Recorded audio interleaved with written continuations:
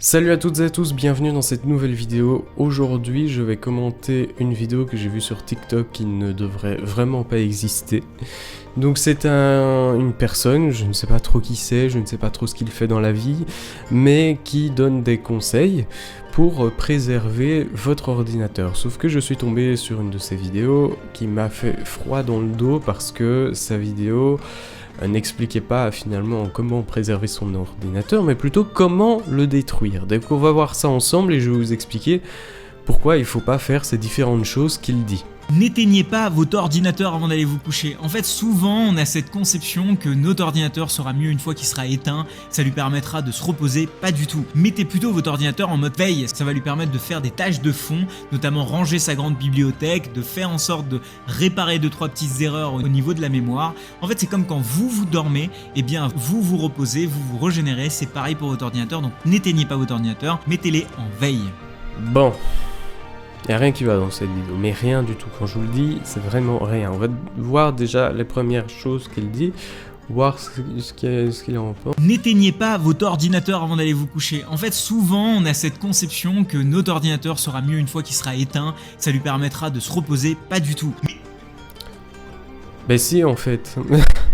Si un ordinateur, ça a besoin de se reposer, c'est comme tout ce qui nous entoure finalement. Toutes les choses qui nous entourent ont besoin de ne pas être utilisées en permanence. C'est complètement logique. Déjà, si vous avez un ordinateur portable, le fait de faire ça va exploser la batterie, premièrement, surtout si vous le rechargez en même temps. Deuxièmement, si c'est une tour, votre tour, elle chauffe quand même beaucoup. Elle ne surchauffe pas, mais elle chauffe beaucoup. Et qui dit chauffe, dit aussi accélération de la fin de vie de votre ordinateur. Plus la température est élevée, plus votre ordinateur va vivre moins longtemps que s'il était froid. C'est pour ça que quand il est froid, il est éteint, donc il ne peut pas s'user, en fait, tout simplement. Donc ça, déjà, un point un peu... voilà, quoi. Mettez plutôt votre ordinateur en mode veille, ça va lui permettre de faire des tâches de fond, notamment ranger sa grande bibliothèque, Le mettre en mode veille pour qu'il fasse des tâches de fond et qu'il range sa grande bibliothèque. Alors le mettre en mode veille ou le laisser allumer, je vais vous dire, c'est la même chose. C'est exactement la même chose, ça ne change rien. Vous allez avoir, si vous le mettez en veille, déjà, si vous le mettez en veille, oui, le disque dur, il va arrêter de tourner, il n'y aura rien qui sera affiché à l'écran, vous aurez l'impression qu'il ne tourne pas, sauf que s'il va continuer de tourner à beaucoup plus faible régime, tout simplement. C'est comme une voiture à l'arrêt. Une voiture à l'arrêt, elle est allumée, mais elle n'avance pas, elle fait rien. Un ordinateur, c'est la même chose. Si il est en veille, il va quand même continuer de fonctionner, mais beaucoup moins.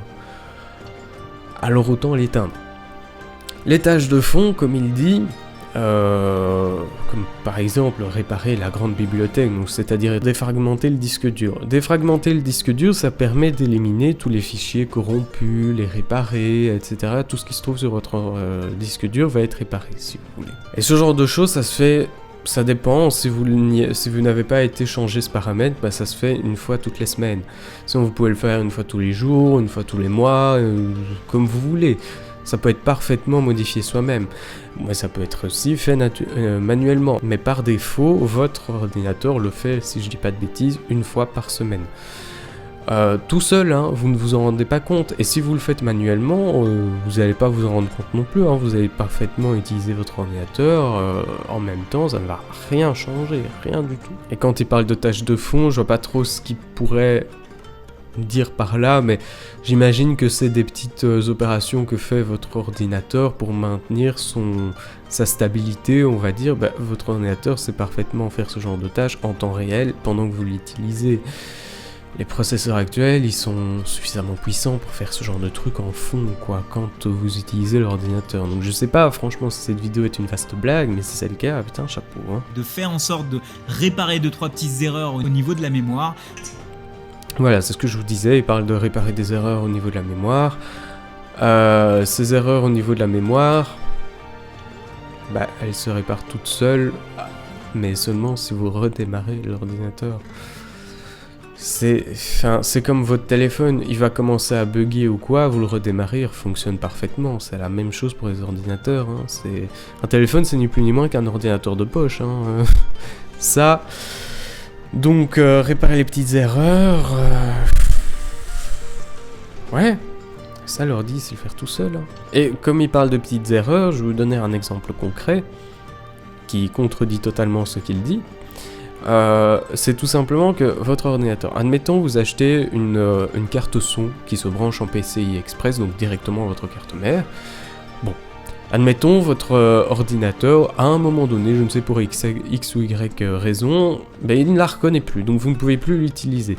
Ce que vous faites, vous allez dans le gestionnaire des périphériques, vous allez sur la carte son, vous la désinstallez, et ils vont vous dire que pour qu'elle refonctionne correctement, qu'elle soit redétectée ou quoi par l'ordinateur, ils vont vous demander de redémarrer le PC, et donc ça va corriger les erreurs.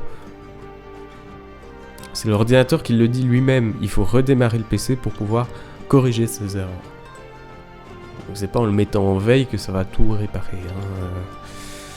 Enfin bon. Continuons. En fait, c'est comme quand vous dormez, eh bien vous vous reposez, vous vous régénérez, c'est pareil pour votre ordinateur, donc n'éteignez pas votre ordinateur, mettez-les en veille. Bon, déjà ici il y a un gros problème, c'est qu'il dit que un ordinateur c'est comme un être humain, il a besoin de se reposer pour pouvoir se régénérer, se réparer. Effectivement, un être humain ça a besoin de dormir. Mais il oublie un détail, c'est qu'un ordinateur a 3 options. Allumé, en veille ou éteint. Un être humain, ça n'en a que 2. Éveillé ou endormi. Bon, il y a peut-être la 3e option qui est l'état de mort, mais je ne connais pas beaucoup de personnes, mis à part Jésus, qui puissent ressusciter. Donc c'est pas franchement un bon exemple pour... c'est pas une bonne comparaison en fait. C'est pas une bonne comparaison du tout. Et un humain n'est pas une machine. Donc c'est même pas comparable, tout simplement. On ne compare pas un chat et une maison. Enfin, c'est débile, vous allez me dire, mais de quoi tu parles ? C'est la même chose, c'est tout autant incomparable. On ne peut pas comparer un ordinateur d'un être humain. Alors oui, c'est vrai qu'à l'heure actuelle, un ordinateur, il peut faire tout ce que peut faire un être humain, et même au-delà, mais ce n'est pas pour autant qu'il fonctionne de la même façon. Moi, je comprends pas. Je comprends pas ce qui lui est passé par sa tête. Et alors, sans parler aussi que si vous le laissez en permanence allumé, je vous dis pas la facture électrique. Hein.